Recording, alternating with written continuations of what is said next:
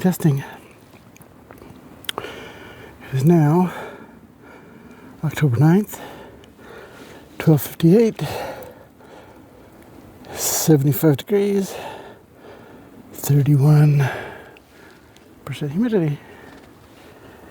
Alright, let's get this show on the road. I did a recording the other day, and the video for some reason didn't get turned on, so I just had audio on that. So if you see the camera going up and down, let's make sure it on the video, because I'm gonna have to redo that one. So alright, and we're off. So this trail we're going on today, it's kind of windy, good chance of rain today. This trail is more of a level up and down trail, so might get more heavy breathing if I come to a place, but for the most part it's pretty flat. It is a great trail, fabulous trail. So we're off. Like I said, it is kind of breezy today, and hopefully that doesn't pick up on the microphone. So today I've been thinking about things I want to talk about. There's been two stories that have been on my mind, and I might, depending on how this trail goes, I might do one going up and one coming down. So what I want to talk about is, at the start of the summer, I'm going to say in June,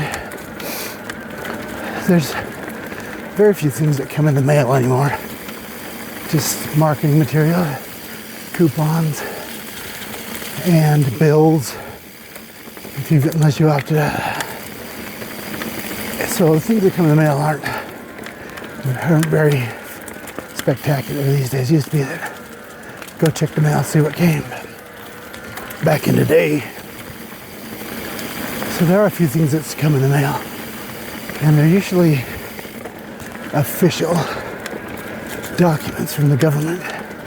Taxes, property taxes, messages if you haven't paid your proper amount of income taxes, those types of things. But another piece of mail that comes in the U.S. Postal Service is a summons to jury duty.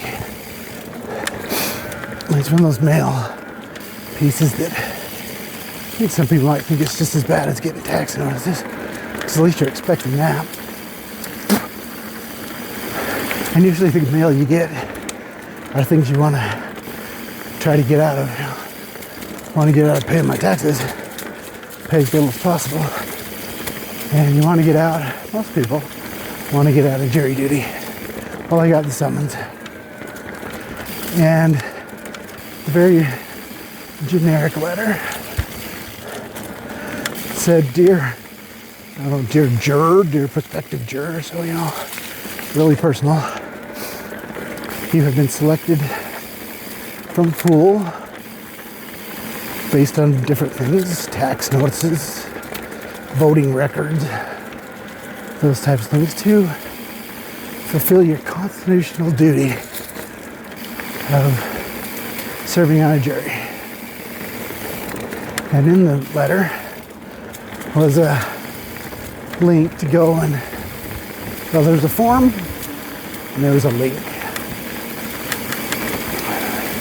And I found it interesting, which I'll talk about later, because this story obviously is not just about getting stuff in the mail.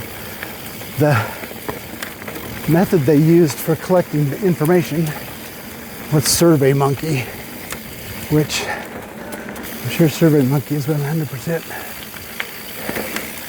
on board about keeping your data safe. So you get the summons, and there's a form that says, fill it out, here's your juror number. Go to the webpage and fill out this form, or you can fill out the form and send it in and hope it gets lost in the mail, maybe, I don't know. So I went and I filled out the form, and it asked lots of questions about your age, marital status, family status, those kinds of things, job status. And one of the questions that it asked was, is there any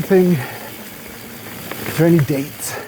Oh, I give you a date range for when you might be called to jury duty. And the date, so I got this, I think I got it in June. So July, August, September were the potential jury dates. And so summertime, and we actually had multiple trips planned, two trips to see family. So I filled it out with those dates. And my wife, I love her so much, she's like, put some extra dates down and we'll plan another vacation. So I'm like, that is brilliant. So I put down, I said, well, when should we go? I said, well. So we thought about it and we said, okay. So I put down other dates. And because we didn't want to be perjurous, we planned a vacation on those dates. And we had a great time. It was a lot of fun. And they always say in the letter, we're not sure. We'll try to accommodate you, but whatever. This is your civic duty to do this. So sent in the form and waited. So we went on our first trip. And on this trip, we were in the Midwest seeing family.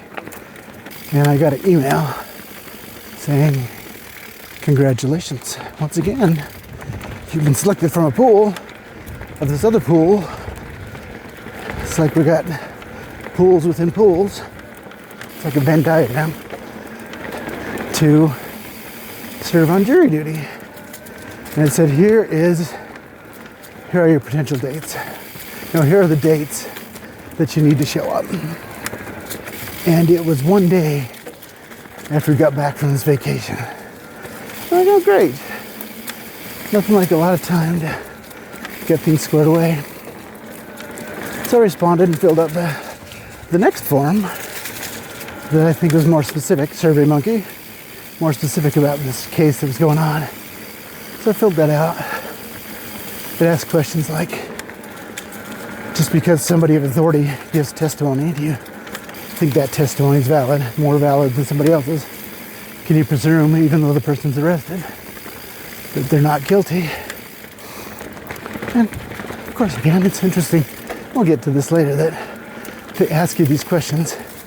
Can you do these things? And then later say, yeah, don't worry about that. So I got summons, filled out the form. I was excited to get back because we were driving from the Midwest for this trip. So it's going to be 2 long days of driving and then show up for jury duty the next day. Well, within an hour of getting that email, I got another email saying, haha, just kidding, forget about it. And they didn't give specifics, either the case has been closed or moved further on, or they didn't give any information. They said, thank you for your willingness to serve. Godspeed. So, which was nice, because then I didn't have to worry. And in my brain, I'm thinking, I'm off the hook. They came, they asked, I responded, so I'm off the hook. Well, good luck with that. So we went on our other vacation, the one that was going to keep me out of jury duty for another week, and it was a fabulous vacation. Had a great time. So thanks to my wife for looking out for me. So I got back from that vacation, and lo and behold, I get another email summons to appear for jury duty. And once again, it's short notice. It's basically in 3 days. because it was the weekend and it was going to be on Tuesday. And we got back from our other vacation the day before. So I'm like, oh great, this is going to be good.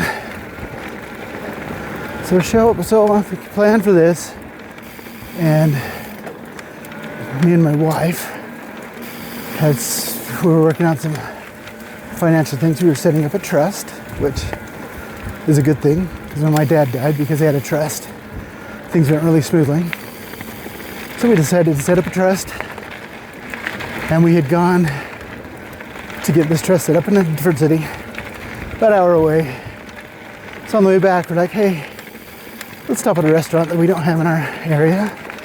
So we stopped at a restaurant we had been to one time before in Indiana, because we thought it was good. We stopped there and we were eating. We were talking about jury duty. You know, everybody has their ways to get out of jury duty that I think they can. My one friend always said, you know, just tell them if they were arrested, they must be guilty. Oh, quail, pigeon, roadrunner, something there. So I'm like, you know what? I'm not gonna lie. It is my duty. I understand the reasoning behind it. So a little bit of a hill here. Understand the reasoning behind it. So I really got nothing else going on. It might be interesting. So we're at the restaurant.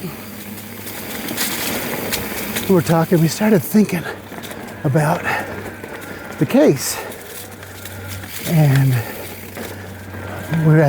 during that discussion, we mentioned the fact that you could probably find out what the case was about. It's public information, and I know we're reporting for duty. So sure enough, I went to so we're still at the restaurant. I'm on my phone trying to search out this case. So go to the court's website. It says look at the docket, and I bring up the docket, and the site was not formatted for a phone. I couldn't gather good information from it, but like, well, I'll just look at cases. And there's a lot of cases. So the first one I looked at, my wife, I got that look in my face. She says, what's going on? I said, I sure hope I'm not on this case, because it had to do with, it's like 16 counts of exploitation of a minor. I'm like, yeah, I don't want to be on that one. So at that point, I'm like, I'm not going to deal with this right now. But I didn't know. I can go look at the information. So I get home, get on my computer, and find a better format. And so I start looking through the cases on the docket for that day. And that one exploitation of a minor was a preliminary hearing or something like that. So I'm like, oh good, I'm not on that one. So I start looking through the cases, and there's only one that says jury trial. So if there's only one that says jury trial, pretty good guess that that's the reason I need to show up for jury duty. So it has view details. Well, it says the charges. It says view details. So I click on view details, and the charges were robbery and I can't remember the specific word. I should have refreshed my memory, but cruelty to an animal. That's what it was, cruelty to an animal. And I'm like, oh great, this sounds good. But it listed the defendant. There's a nice view. Listed the defendant. So I'm like, I'm going to search on the defendant. So I did a search once again, all public information.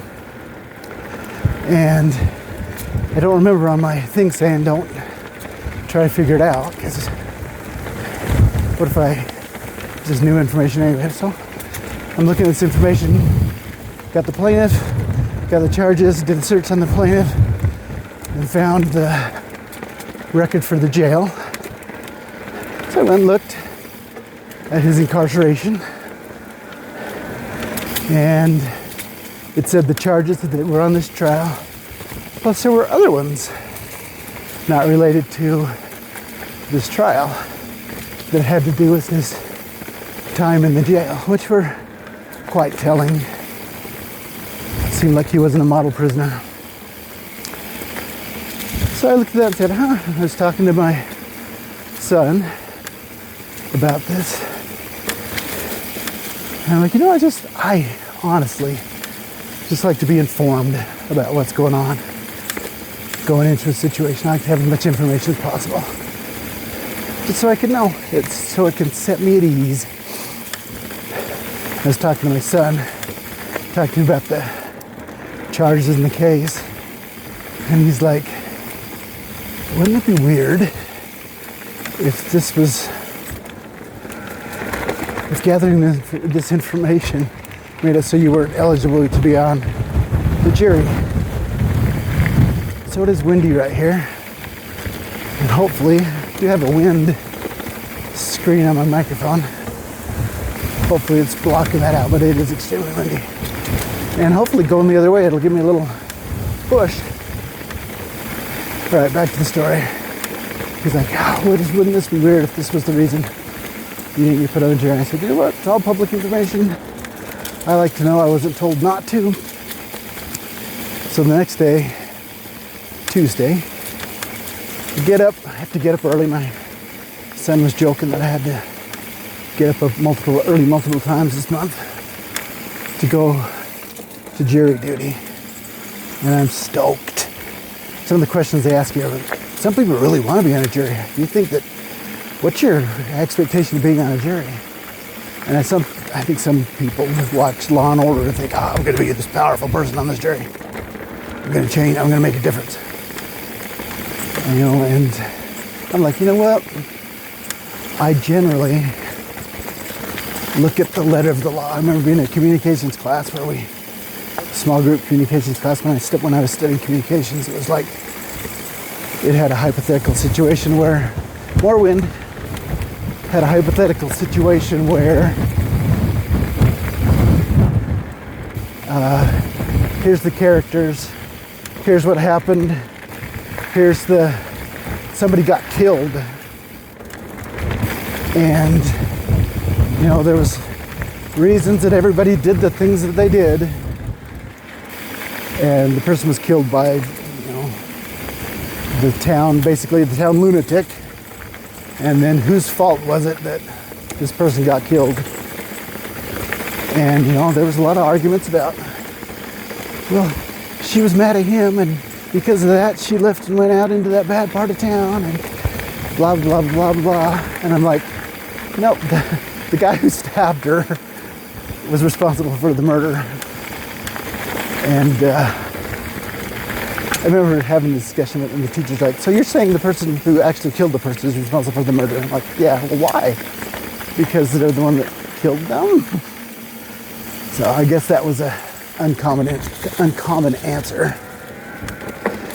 But I'm like, I generally apply the law. That's why I like to watch some videos about court cases where it's very interesting to me. So I went in with the attitude that I'm just going to do what they say. I'm going to look at the evidence, and I'm going to apply the law as they tell me to.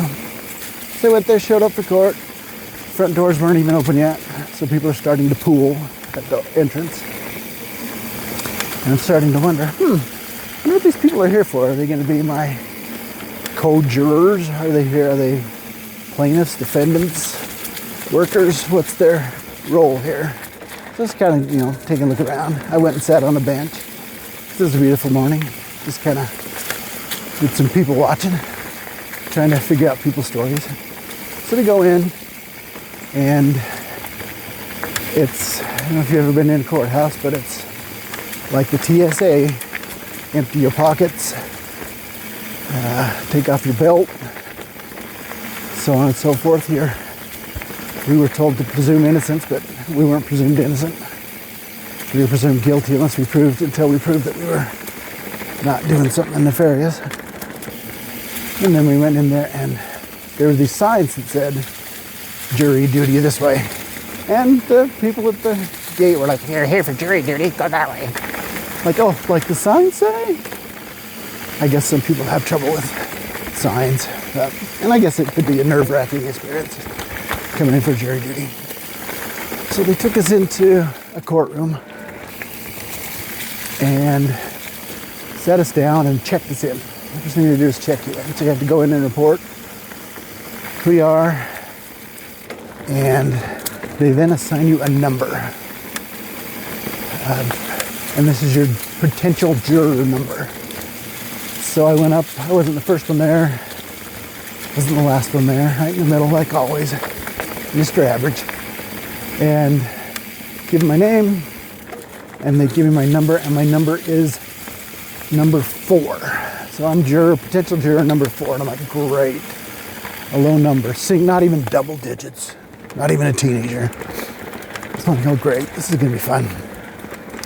So sit down, and I'm watching the procedures they're checking in, and it's interesting. There was one guy that went to check in, and they're like, you are not on our list. And he's like, oh, like, do you have your summons?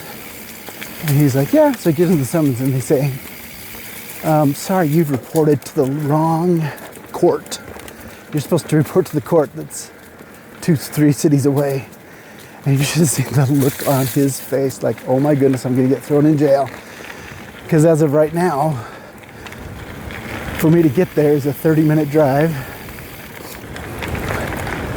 and I'm gonna be thrown in jail.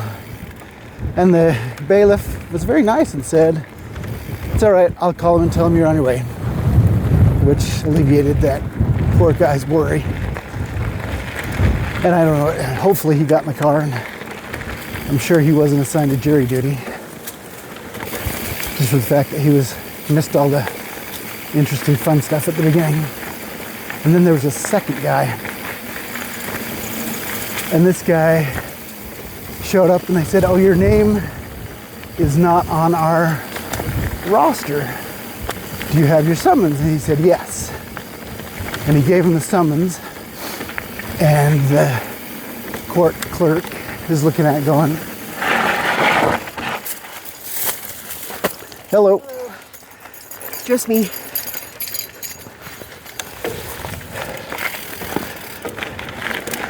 So the court clerk is, I think I've seen that guy on the trail before. The court clerk is looking at it, he says, let me see your summons. He said, okay. He's like looking at it with kind of squinty-eyed.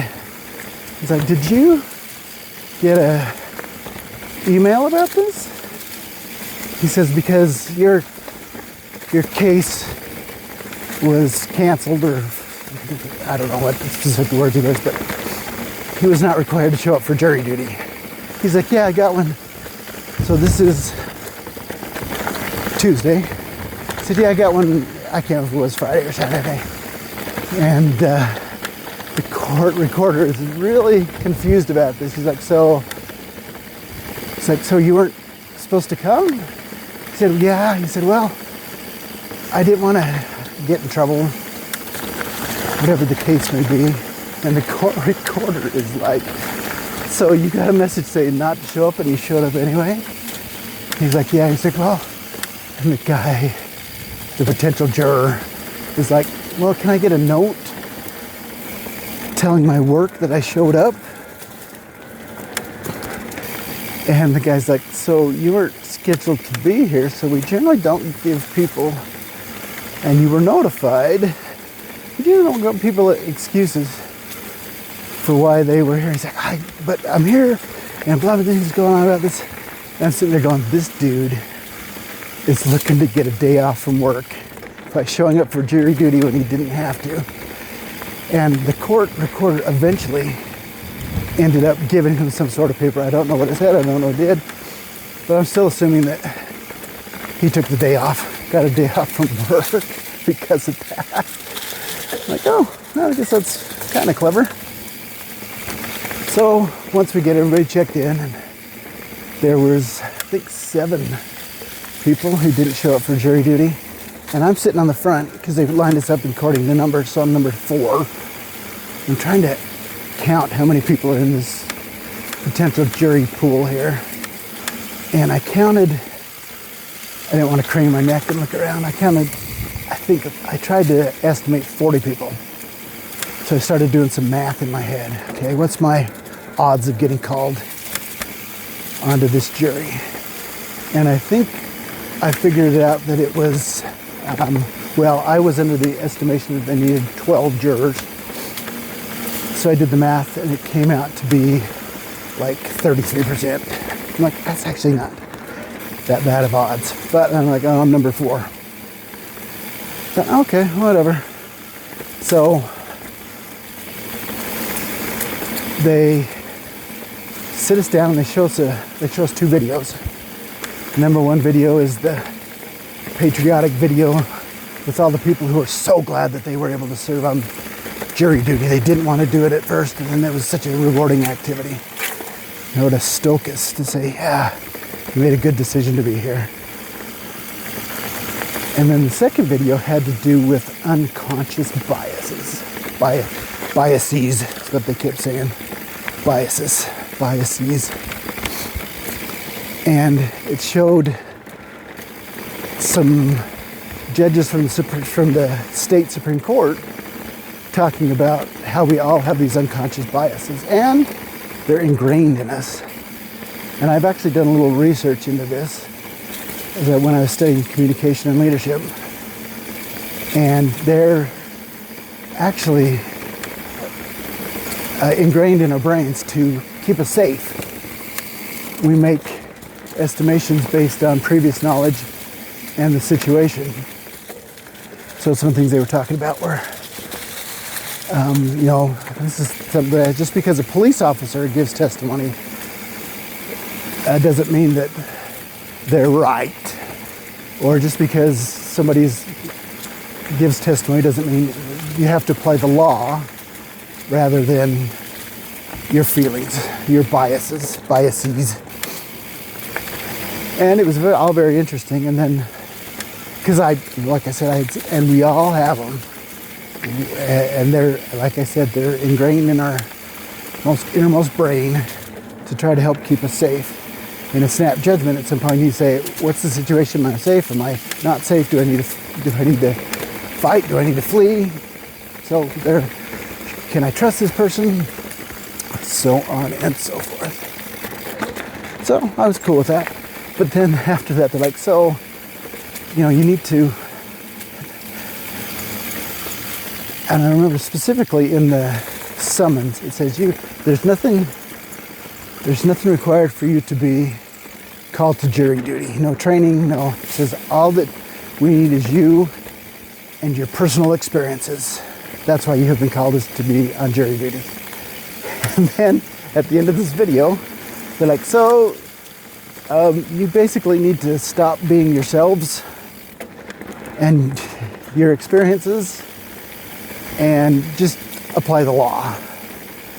And I'm like, oh, that's interesting contradiction there. We brought you on this jury because of your uniqueness. Now become part of the collective. Just apply the law, which, I guess that makes sense.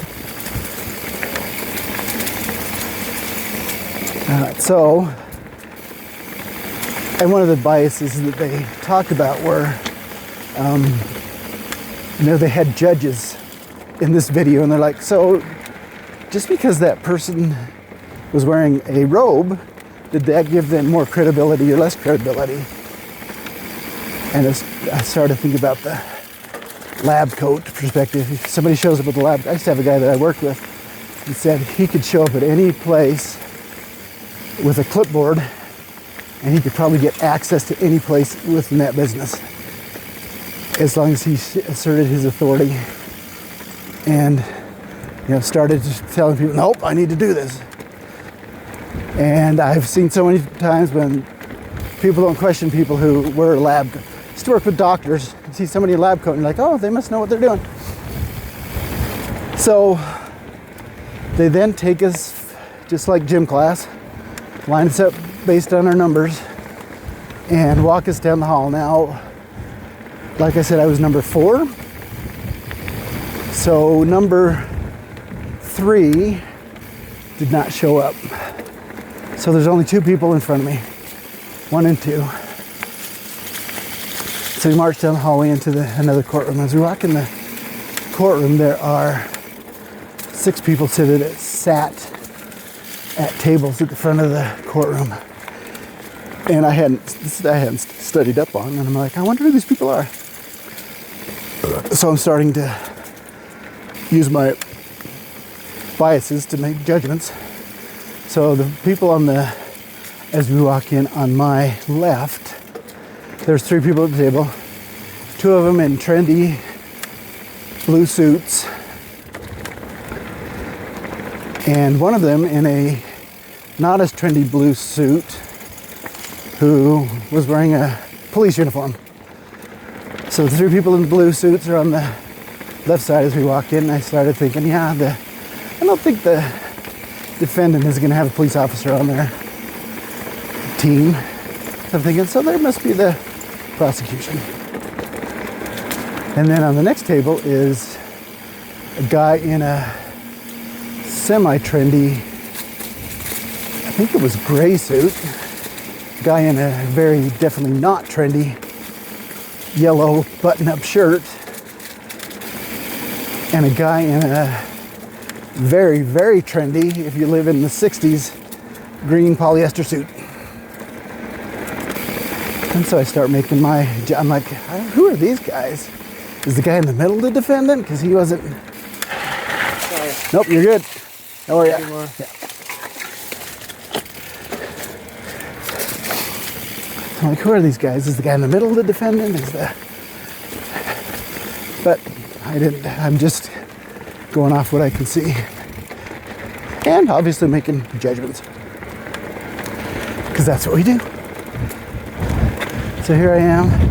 They sit us down and they introduce everybody. And the 2 guys in the trendy blue suits were the prosecution for the state. And the guy in the not as trendy blue police uniform. He looked so bored. Looked like he had drawn the short straw for that day to show up and be their expert. So he looked uncomfortable, he looked bored. And then they went to the other table, the one on the right, and the guy on the left most of the table was the defense attorney in the somewhat trendy suit. The guy in the middle ate a bug. The guy in the middle was actually a investigator that they used for these things, and the guy in the trendy green disco suit was the defendant. And as we walked in to the room, I noticed the 2 people who I found out later were the investigator and the defendant were pointing as we walked in and looking at their papers. They had papers in front of them. And started saying, they're making judgments based on appearances and so forth. And I assume they had information about all the jurors on their papers. So they're making notes, marking things down, pointing, discussing things between them.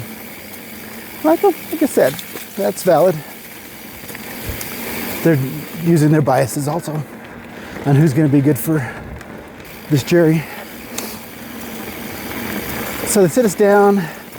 The judge introduces himself and says, all right, here's what we're all here for today. And he tells us the charges. Well, robbery, cruelty to an animal, and the severity. So one was a felony and one was a misdemeanor. And I'm like, okay, well, good. I'm at the right place. And then he starts asking questions. Questions like, does anybody have anything that would prevent them from physical impairments that would prevent them from being on this jury? And people raised their hand and said, I have ADHD, or I have this, that, and the other thing that would make it so it would be difficult for me to be on this jury. And the answer was always, okay, we'll take that into consideration. And then they start asking if people had been on juries before. And surprisingly, only a few people had been actually on a jury before. I think it was 3. And they asked what the cases were, and none of them were from the state that we were currently in. And one of them was actually for murder. So I'm like, oh, yeah, I don't want to be on that one either. So the judge sat him down, and he starts asking, other questions. He says, well, we're going to show evidence in this case. Is there anything that would prevent you from looking at this evidence? I'm sitting there going, oh, this is the cruelty. Ow, damn it. I just got stung on my forehead. Wow. All right, this is live as we go. Oh. So I don't know what it was that stung me, but something definitely stung me on the head. I hate it when things get stuck in your helmet. Oh, crap. It's kind of painful. Oh well. All right. Well, such is the joys of being on the trail. Getting stung by something. That's going to sting for the rest of the ride. Oh well. It'll keep me real. Keeping it real. So I'm assuming that had, in regards to the cruelty to animals, they showed videos of the cruelty that took place to the animals, and nobody raised their hand. And then they said, they asked a lot of questions. Can you be fair? Can you apply the law? Can you do as you're told? Can you put your biases away? And then they asked the question, and they put us under oath for this, that we wouldn't perjure ourselves. So that's the question they thought they were going to ask. Does anybody know about the defendant or about this case? And lo and behold, I did. So I raised my hand and stand up, tell us your number, and they said, okay, we will, basically said, we'll deal with this later. I'm like, okay. So I sat back down, and I'm like, oh, am I in trouble? Am I in contempt of court because I know about this stuff? So I sat down and waited. And then after they had asked all the questions, got all the information, they said, okay, go out in the hallway, and we're going to start calling individuals in one by one for further questions. I'm like, oh, great. So as we were going out the bailiff, they said, okay, try to stay in the order of your numbers. And she said, and she says, they probably won't call everybody back in. She said, but if you raised your hand and answered yes to any of the questions, you probably will be called back in. And then she looked at me and she said, you definitely will be called back in. I'm like, oh, great. Hooray. But remember, I was only juror number 4 with 2 people in front of me. So they called 2 people in front of me, and then they called me in. And I walk in, and they give me a microphone and sit me down.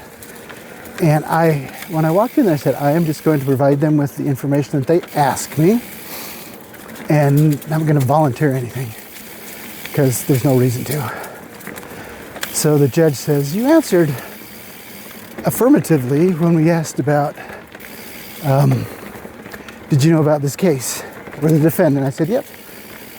And the judge looked at me kind of quizzingly, and I said, I answered his question, yes. He said, well, tell us about it. Like I should just volunteer the information. So I said, okay. And I told him about how I went to the website, looked up the docket, looked up the court, figured out blah, blah, blah. Looked at the court records, looked at the jail records, found information on the defendant, and so on and so forth. And the defense lawyer goes, put yourself in my client's shoes. Would you want somebody like you on the jury? And I honestly thought about it, and I answered, no, probably not. And they're like, why? And I said, you know what? My initial thought is somebody's trying to be informed about what's going on here. But I thought, you know what? The information that I had, I said, I think it was all just public information. I said, it'd probably just come out in the trial anyway. And the defense attorney said, it may not. And I actually thought that is a valid point because the charges were robbery and cruelty to an animal. And those other charges that he received in the jail were not part of the case. So I'm like, that is a valid point. And so they asked me, so the judge said, well, do you think that you can be impartial and apply the law? And I said, absolutely. And the defense attorney goes, you just said that if you were in my client's place, you wouldn't want someone like you on the jury. But then you also said that you could be unbiased. And I said, yes. I said, why? And I said, there's two different questions. One was a hypothetical situation where you put me in his footsteps and I answered truthfully. And the other one was a real life situation where I also answered truthfully. And like, okay. And the judge is like, and the judge and the prosecution were like, thank you for your honesty. And I'm like, did you expect anything else? And then they let me go. So they went out in the hall and I didn't bring my phone because I'm like, oh, they're not going to allow that stuff in there. So I'm just kind of sitting there. So what I actually did was I started creating a monologue for a potential episode of this chat, which was actually really good. And that might actually be the one that I do on the way back on this trail. So, said send us back in the hall and they start calling people in. And like she said, most of them who answered yes, they called back in. And I think, because we were called in by jury number, I think we were in the 20s. I want to say the 20s. And I had to come find out that there were like 48 jurors. And I had also come to find out that they only needed 8 people for the jury. It wasn't 12. Which was kind of disappointing because, 12 angry men. You always hear about 12 angry men. Oh, more wind. 12 angry men. So, interestingly, on this part of the trail, oftentimes there's these, like, we call them cockleburs, but these big plants that grow here that have, like, gnarly spiked leaves on them. And I've actually gone down here before where they're growing into the trail and they cut into you. So, but back to the story. And once again, I start figuring out, and I'm like, okay, they're only in the 20s. And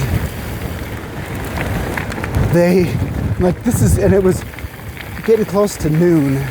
Like, this is gonna take forever if they're only halfway through, because I think there was 48 people, 50 people. And I'm like, ah. So around noontime, the bailiff says, okay, they want us to come back in. And I'm like, oh, great. This will be a good test of the microphone and the noise canceling ability. I said, oh, great. They're going to send us out for lunch. We're going to have to finish this later.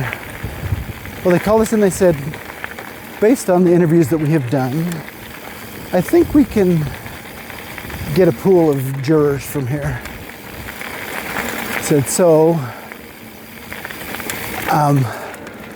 sit back in your places. Oh yeah, we got marched back in just like gym class into our places. So 1 and 2, and then me, and then 5, 6, blah, blah, blah, blah. And the judge says, we think we can seat this jury with the information that we have. I'm like, once again, wouldn't it be cool to be one of those high numbers? So I'm sitting there, so I'm playing this through in my mind.